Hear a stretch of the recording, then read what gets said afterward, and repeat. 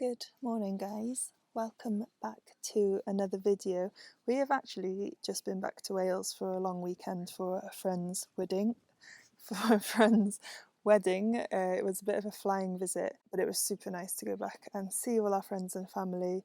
And it was even better to come back and just walk onto this piece of land that feels like heaven at the moment. October is just the most incredible month. The weather is lovely, the sun was shining, all the flowers are out, there's butterflies everywhere, the birds are all singing. It just felt very grateful that we get to call this place home.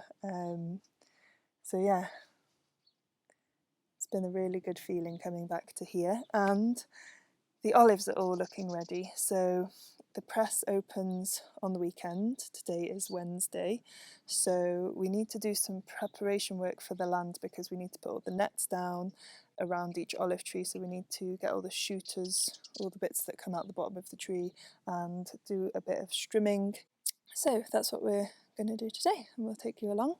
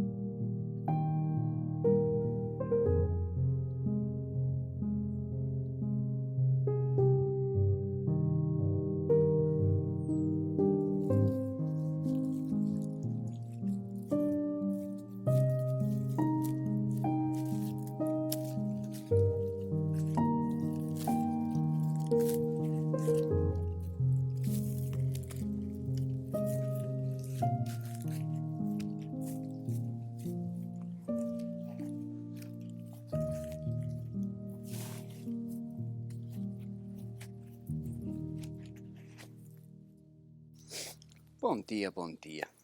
How's it going? Hope everybody's well. So we're going to start with doing some shooters and getting rid of some old wood that we've got here. Shooters, by the way, are the things that are growing off the bottom. So we need to get rid of all these so we can get nets around the trees. Not that there's masses on this tree anyway, but every olive matters.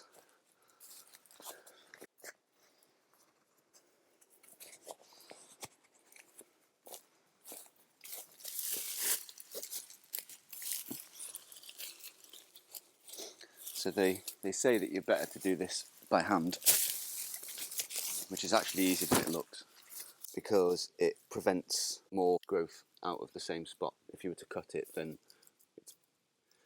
I don't know what the logic is, because as you can see, they all grow like crazy anyway.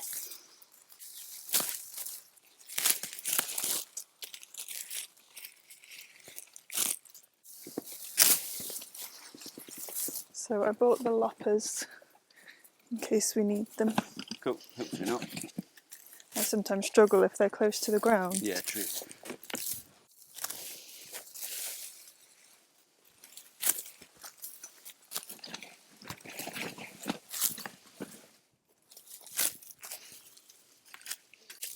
The strange thing about these is the smaller ones are often the hardest. You have to stomp them. But I think this year we'll only take off branches that are full of olives that we know are coming off and not do any pruning until the spring. Yeah, I agree. Who's shouting? Is that Joao? Joao down there.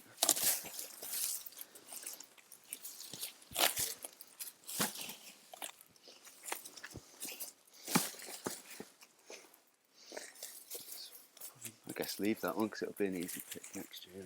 Yeah. So as to when to prune an olive tree, there is actually conflicting advice on the internet. Some people tell you to do it in winter as you do it, and other people tell you to do late spring. And we've kind of toyed with all of them.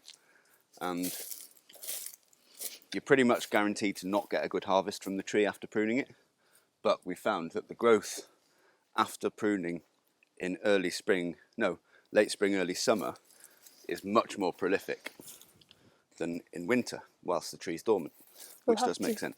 We'll have to show the 2 trees that we did Yeah. in the spring because they have got so many olives on. Hello everybody, Iwan from the future here.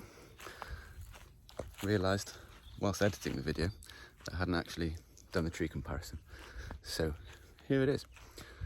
This tree behind me here was pruned last harvest, so last November more or less, and I'm not sure how well you can see me. I'll get closer, but I don't think there's actually a single olive on it. So that's had 12 months of time to grow. And to give you an accurate comparison, these ones here, or these 2, this one and this one, were both pruned last May. So they've had 18 months of time to grow, and hopefully you'll be able to see there are tons of olives on it. So olive trees are actually evergreen. They're not deciduous, they never drop their leaves. But after fruiting time, they do enter like a dormant period where they don't really grow. And obviously if you then cut them then not much happens.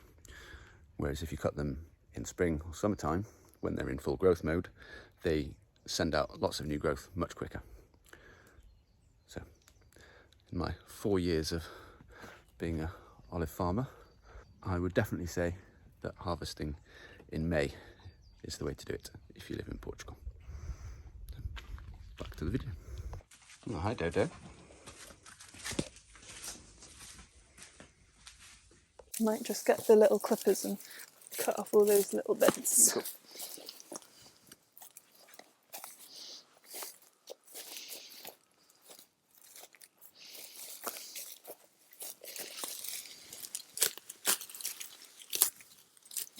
Bless you, Dodo.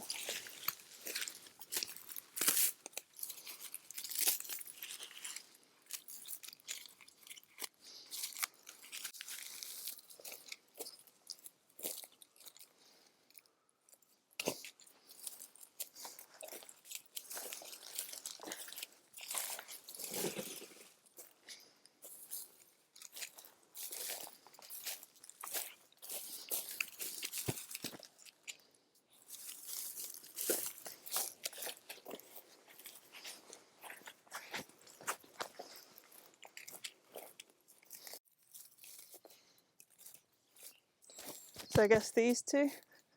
Yeah. I mean, there's only a few olives on this one anyway. Still, it's better for the growth. Yeah. If we take these off, then it focuses higher up the tree, so.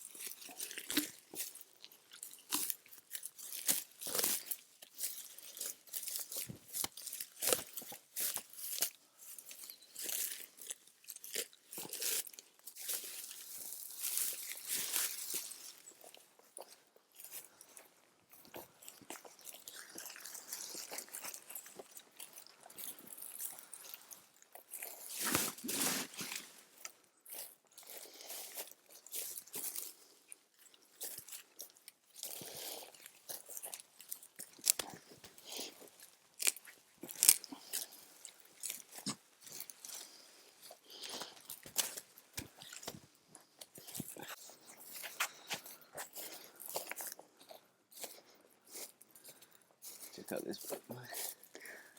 There's a big grasshopper. It's a locust. But yeah, grasshopper.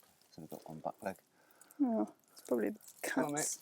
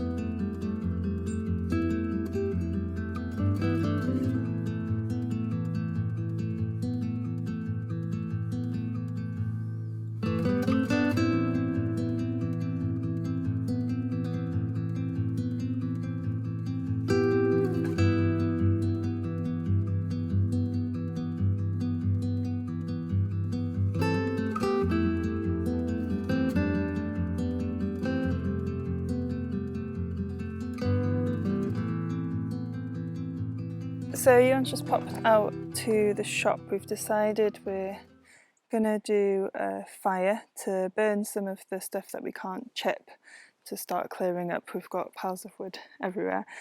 So yeah, he's just gone to get some stuff for us to put on the barbecue later. So I thought I would come and finish a project that I've had an idea for, and then I'm going to upload it to a website called Kittle. They are also sponsoring this video. I just thought it was such a perfect match for me to be able to do this, so I'll show you that in a bit. I just need to finish doing the drawing, which is what I'm going to do now with my pens.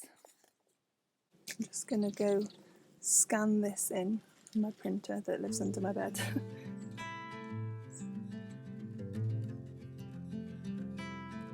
So now that I've scanned that in, I'm going to upload it into Kittle. If you haven't heard of Kittle before, then it's an easy to use design platform where you have access to hundreds of templates created by artists and designers. You can create anything from logos, social media content, mugs and t-shirts, as well as stickers and labels. Because I wanted to create this as something you can easily print at home, I've selected an A4 design project, but there's lots of different templates to choose from, and there's thousands of design elements you can use within that design: graphics, photos and text. Now that I've uploaded my drawing, I want to add some text to the image, so I just select font and add a headline. If you like a specific style of font, then Kittle is an award-winning type foundry with more than 1,000 master designed fonts integrated into their advanced editor, so you don't need to go searching elsewhere for the right font. And if you'd like to browse different font styles, then you can just type things like vintage or modern into the font search bar and appropriate fonts will appear in the selection.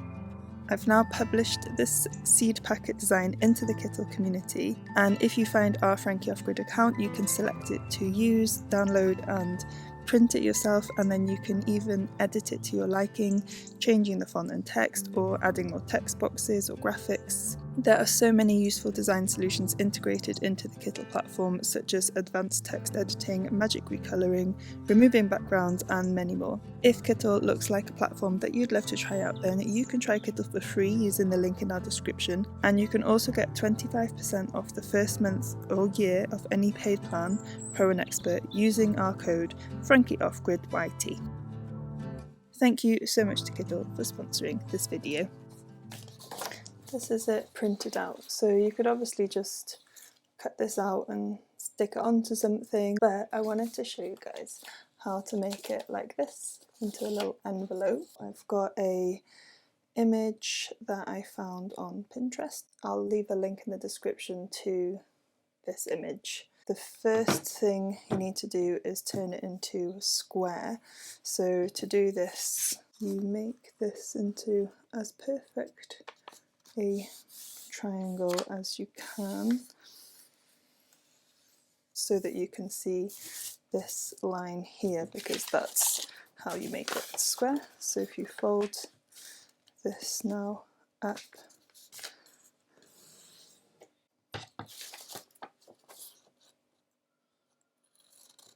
first step is you want to fold it in half both ways so that you've got lines that help with guidance in the folds.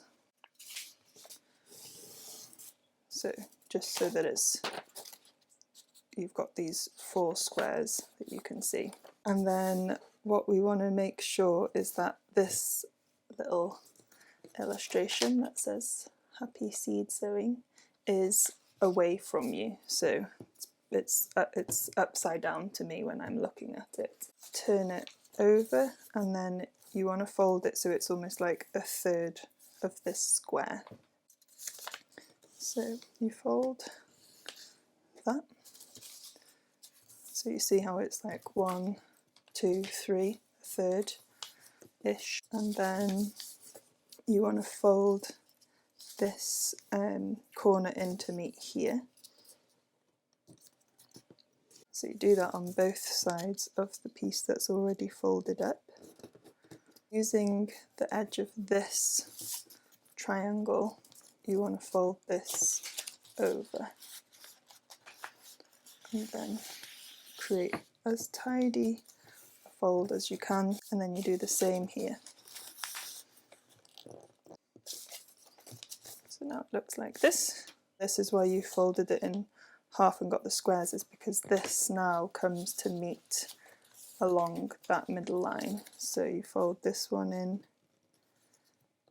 like so, and then this one in as well, so that they both meet in the middle. The final fold now is, if you turn it back over, this gap between this black line and this little illustration, like about halfway between the two, you want to fold down, and it's so that this can tuck into here, but we don't really want any gaps, so it's going to be about there. For me, it might be slightly different for you depending on how your folding has gone, how big this gap is, and then this should tuck in here, and then you have a little envelope, and then you can put your seeds in here or your seed packets, and then right on here you can write what the seed is here, so coriander or sweet corn, and then I also had it so that you can write it this way depending on how you store your seeds.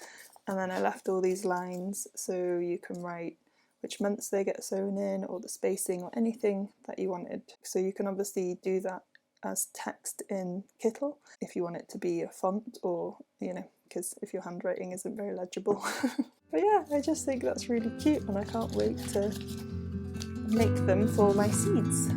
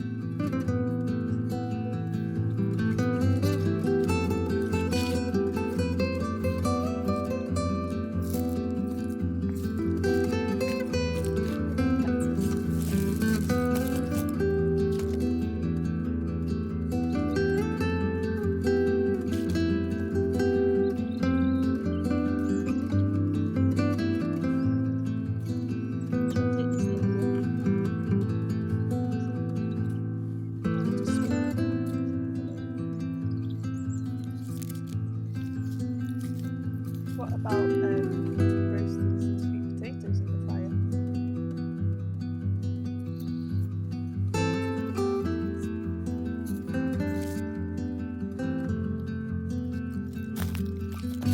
And a few tomatillos. Pick a few beans.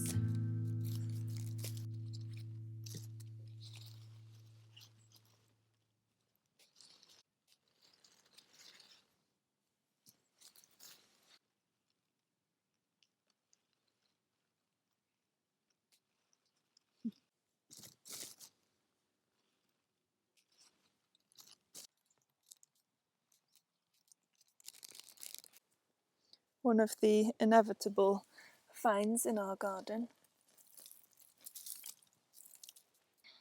A sock. It's been there a while, this one. Don't think we'll put that in the salad though. Sausage dog.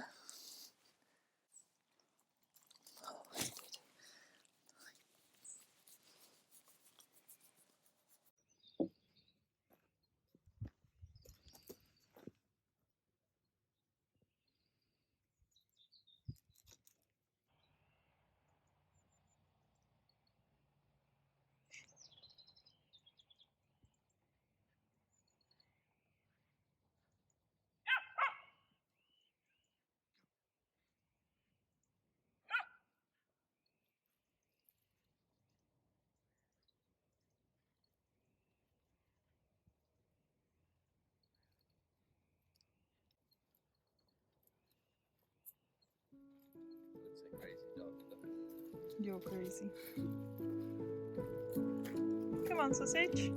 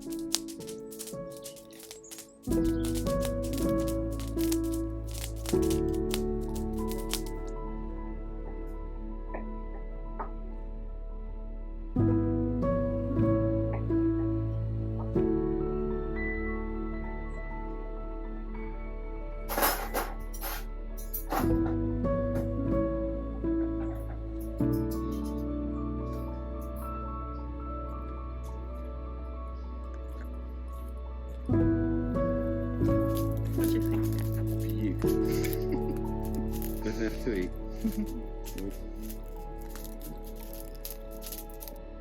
Good.